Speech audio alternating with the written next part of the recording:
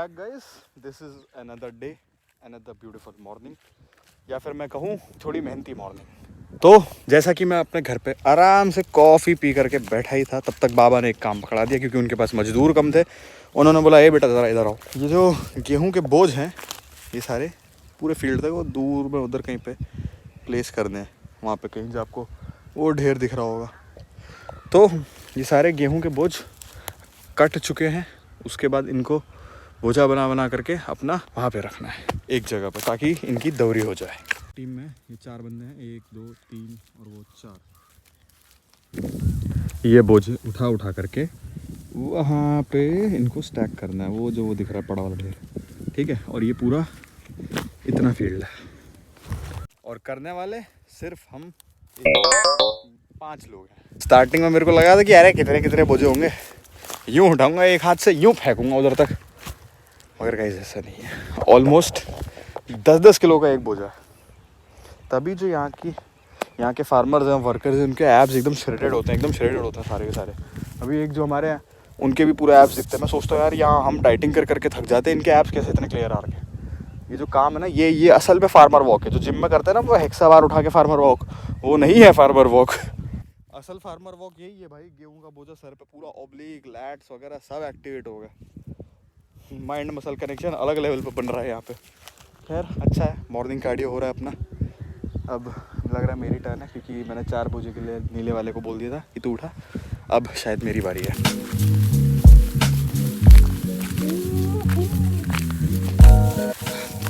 Bicep, tricep, shoulder सब activate हो गए हैं, और जो गर्दन का बैलेंस है वो अलग, और पैर में जो ये कर रहा है वो चीज़ अलग, मगर मजा कार्डियो बन रहा है अपना।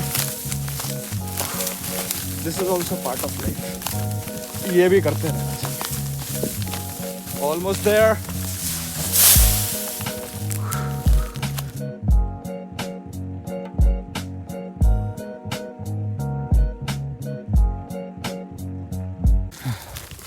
हाथ मिलाओ। ये हैं असली आदमी जिन्होंने बिना पानी के ब्रेक के, ताली बजाओ ताली बजाओ, चलिए। बिना पानी के ब्रेक के इन्होंने रखे हैं सारे। हम तो इनके सामने चीनी कम पानी है। खा लेने ना, प्यास लग गया। सोचो एक एक दाने के लिए कितना कितना मेहनत करना पड़ता है। अब ये आटा, मतलब गेहूं से आटा ही बनेगा। आज खाने की वैल्यू समझ में आ रही है, अच्छी बात है। एक्सपीरियंसेस, उतना बोझा हम लोगों ने एक जगह कर दिया एज अ टीम। चलो वेरी गुड। चप्पल टूट गई, चलो एक नुकसान, और चप्पल मेरी टूट गई करते करते काम। खैर इस चप्पल की उम्र हो भी गई थी, अब नहीं लेंगे आज जाके। स्कॉर्पियो से आए थे मजदूर बोझा ढोने। बुरा हाल है, थोड़े बहुत स्क्रैचेस भी आ गए हाथ पे, मुंह पे। अब पूरा जो है ना साला वो हो रहा है, इचिंग हो रही है मेरे को। ये मेरी तरफ से हमारी टीम को पार्टी। बहुत मेहनत करी है आज, बहुत ज़्यादा। तो लास्ट टाइम गांव में आया था तब मैंने आपको ये गलियाँ दिखाई थी, हमारे दूसरे गांव की गलियाँ हैं। तो अब गाड़ी की तरफ जाते हैं, टीम मेंबर्स के साथ शेयर करते हैं। लिटरली ये अब इतनी स्वादिष्ट लगने वाली है ना, क्या बताऊँ। Although it is not recommended for health, मगर अब हम अपने ऑफ सीज़न पे हैं तो चलता है। खैर ये वाला झूठ तो मैं 2-3 महीने से बोल ही रहा हूँ कि मैं ऑफ सीज़न पे। हमारी टीम मेंबर्स के लिए निकाला पूरा, मत भर रहे सारे कहाँ से कि गाड़ी में हचकी तक गिरी। ए महाराज क्या करत हो? अरे अरे भैया,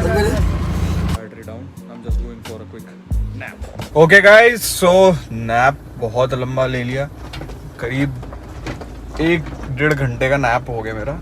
और अब जा रहा हूँ ऑफिस की ओर, थका हारा। अभी भी पैर जो हैं दर्द हो रहे हैं, और दूसरा गर्दन में जो पता नहीं कहाँ पे रैश हो रखा है, पता नहीं। जो वो गेहूँ मतलब बॉडी पे लगा जब, तो फिर वो थोड़ा इचिंग हो रही है अभी भी, हल्की हल्की। अब कम है मगर हो रही है भाई। मैं वही सोच रहा हूँ साला, मेरी सोचो इतने दिन में, मतलब ये मैंने पहली बार किया होगा, इतने में मेरी हालत ख़राब हो गई। और एक जो किसान होता है वो कंटिन्यूअस 365 डेज ऐसे एफर्ट उसके लिए आम बात है, तो सल्यूट है भाई। और स्पेशली उसमें लेडीज़ भी करती हैं काम। लेडीज़ जो काम करती हैं वो अलग लेवल पे, मैंने तो यहाँ पे देखा है कई औरतों को भी काम करते हुए। यही हमारी बैंड बज गई तो उनका सोचो क्या होता होगा।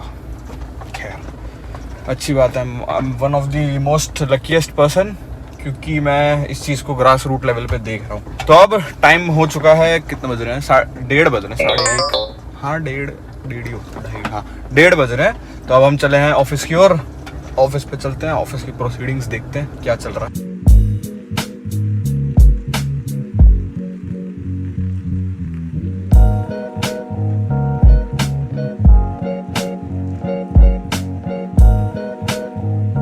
भक्तजनों, ये समय है रैप अप का। ऑफिस अब हम बंद करके जा रहे हैं। जो भी अपना स्टाफ था वो सब जा चुके हैं, राहुल भी अपने घर जा चुके हैं। टाइम हो रहा है 6:45। इस समय तक हम ऑफिस बढ़ा देते। आज कुछ खास ज़्यादा स्पेशल काम था नहीं, 2 से 3 आरसीज पेंडिंग थी, उन सबका चेक करना था कहाँ पर है, और गाड़ियाँ फाइंड आउट करनी थी कि गाड़ियाँ हम कहाँ से अब लेकर के आएंगे ऑटो व्हील के लिए। तो ऐसा कुछ मेजर काम था नहीं, तो मैंने सोचा कि उसके लिए हम व्लॉग करना ज़्यादा सही नहीं रहेगा।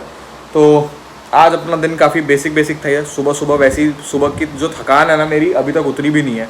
पूरा शरीर अभी भी वाइब्रेट हो रहा है, और इचिंग जो है ना यहाँ पर हर जगह हो रही है। पैरों में जो दर्द है वो अलग।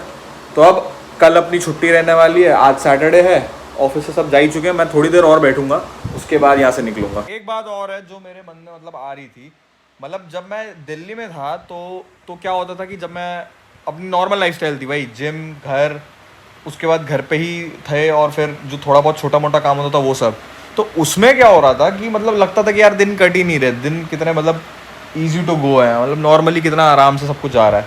ऐसा लग रहा था कि अभी तो बहुत टाइम है। बट जब से मैं यहाँ पर आया हूँ और एक रूटीन में आ गया हूँ, तो टाइम का कुछ पता नहीं चल रहा है। मेरे को गाँव में ऑलमोस्ट 2 महीने हो चुके हैं। फरवरी 17 तारीख को मैं गाँव में आ गया था, 17 फेब को मैं आया था, और आज डेट है अप्रैल 15। ऑलमोस्ट 2 महीने होने वाले हैं मेरे को। फरवरी, मार्च, अप्रैल, हाँ 2 महीने मेरे को अब एग्जैक्ट होने वाले हैं। और लिटरली मुझे समय का अंदाज़ा ही नहीं निकला कि कब शादी निकली, काम में इतना बिजी हो गए।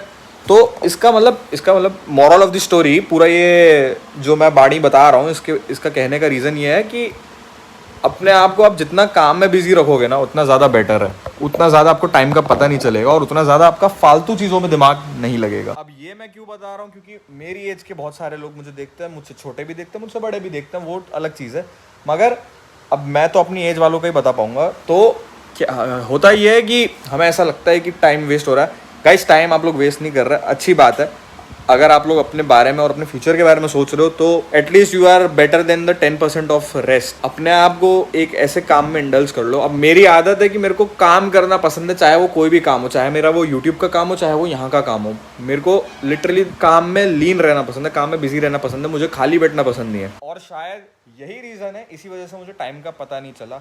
जब से मैं आया हूँ 2 महीने के अंदर मैंने यहाँ पे काफ़ी सारी कार की डिलीवरीज भी कराई, उसके साथ साथ यहाँ पर जो छोटे मोटे आरसी के पेंडिंग, अब ऑफिस के अंदर बहुत सारे काम होते हैं, वो मैं दिखाता रहूँगा। तो फिर वो अलग अलग काफ़ी सारे के सारे काम अपने में ही अलग होते हैं। किसी का इंश्योरेंस रिन्यूअल, ये वो, आरसी पेंडिंग, गाड़ी देखने जाना, गाड़ी की इंस्पेक्शन, कस्टमर्स आते हैं उनसे मीट एंड ग्रीट। तो उससे क्या है कि यहाँ पे मेरा एक्सपीरियंस काफ़ी अच्छा डेवलप हो रहा है। इसी के साथ साथ मुझे मऊ एक्सप्लोर करने का इतना सारा टाइम मिला, तो मतलब मैं वही एक थॉट था जो मैंने आप लोगों के साथ शेयर करा कि 2 महीने पता भी नहीं चले कैसे गुजर गए। और अभी मई में मेरे एग्ज़ाम स्टार्ट हो जाएंगे, और उसके बाद मैं ग्रेजुएट हो जाऊंगा, और उसके बाद इवेंचुअली मतलब यार मेरे को 3 साल बीत भी गए कॉलेज के, मेरे को लिटरली आइडिया नहीं है। हम लोग कोविड वाली जो फर्स्ट वेव थी 2020 वाली बैच का हूँ, तो तब मेरी 12th क्लियर हुई। कॉलेज के 2 साल कैसे निकल गए कुछ पता ही नहीं चला। और अब ये मेरा लास्ट ईयर है, मई में मैं ग्रेजुएट हो जाऊँगा। एग्ज़ाम के बाद ऑब्वियसली एग्ज़ाम देने पड़ेंगे, अगर मार्क्स कम आएंगे तो ग्रेजुएट नहीं होगा, बैक लग जाएगी।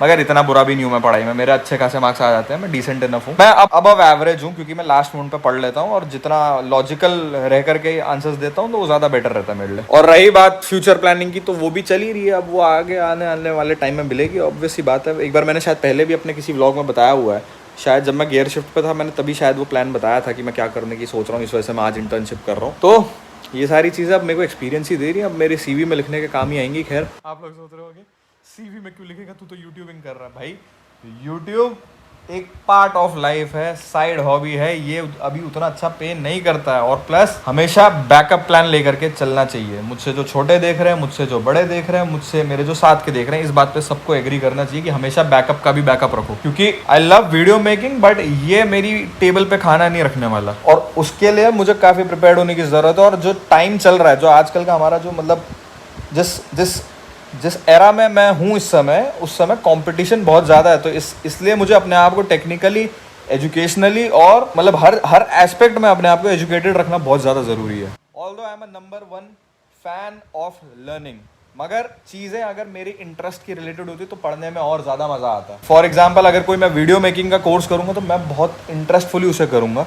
इसीलिए मैं वही सोच रहा हूँ कि मैं जो आगे आने वाले डिसीजंस हैं उन्हें काफ़ी वाइजली चूज़ करूँ, कि जिसमें मेरा टाइम और रिसोर्स, ये दोनों चीज़ें वेस्ट ना हो। और जितने मेरी एज वाले हैं, जो मेरे साथ के फेलोज़ हैं, मतलब जो मेरे क्लासमेट्स हैं या फिर मेरी एज के जितने भी लोग हैं, तो प्लीज़ कमेंट में मेरे को ज़रूर एक बार आइडिया देना कि आप लोग क्या क्या सोच रहे हो ग्रेजुएशन के बाद।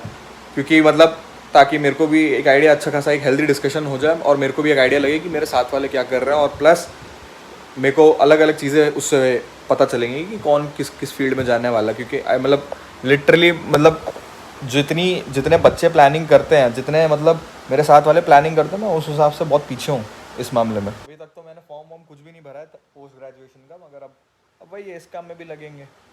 अभी इधर बिजी थे, अब यहाँ से फ्री होंगे, फिर पोस्ट ग्रेजुएशन, फिर तो life goes on and on, copyright on. खैर, यही ज़िंदगी का दस्तूर है। आज ज़्यादा बकवास कर दी मैंने, लग रहा है। अब मुझे समझ में आया डेली लाइफ को रोज़मर्रा क्यों कहते हैं। खैर चलो चलते हैं। और मेरे कुछ व्यूअर की कंप्लेंट है कि मेरी ऑडियो इसमें वीडियो में सही नहीं आती है, तो उसको हम रिजॉल्व करेंगे।